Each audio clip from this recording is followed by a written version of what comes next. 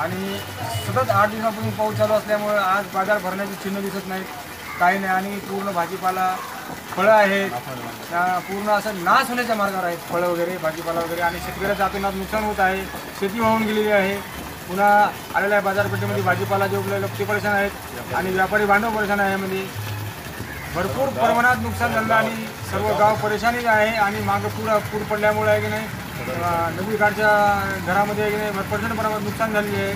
त्यांनासुद्धा शासकीय मदत अजून मिळाली नाही. शासनाचे माणसं पंचनामा करून गेलेले आहे, पण ठोस असा उपाययोजना अजून केलेली नाही. त्यामुळे लोक मदतीपासून वंचित झालेले आहेत आणि व्यापारी बांधव मार्केट ठप असल्यामुळं आर्थिक नुकसान व टच व्हायला गेलेले आहे. सर्व जनता व्याकुळ झालेली आहे, परेशानी होत आहे पावसामुळे.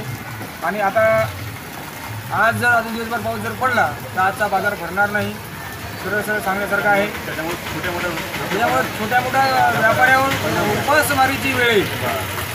त्यांना व्यापाराव्यतिरिक्त दुसरं कोणतंही इन्कम सोर्स नाही.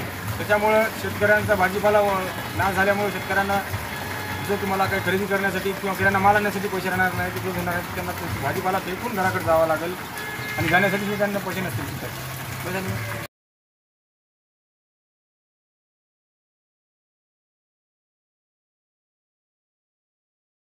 नाही आता पाणी फुल चालू आहे. आता तर टमाटे मिमाटे सगळे आणून ठेवले आता.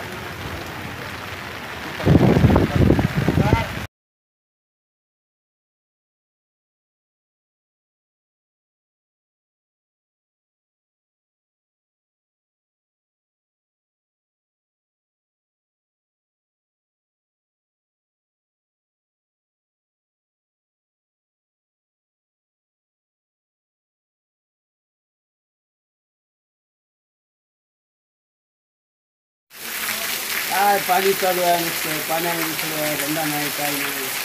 8 दिवसापासून पाऊस चालू आहे. काय सगळं वाहून गेलं, 2-3 लोक घरं वाहून गेले 2 दिवसाचे.